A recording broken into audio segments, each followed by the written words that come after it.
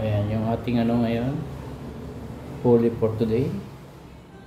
Ay pusit, may nora, may cherry, and ito pa, napakarami po siya. Libre ng pagkain natin ngayon.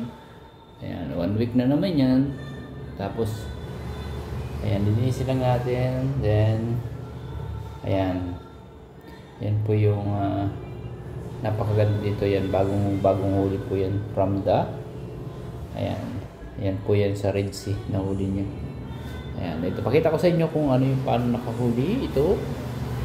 Andito yung ating ay siya. Yan, tatlo yan. Ngayon, lilinisin natin siya.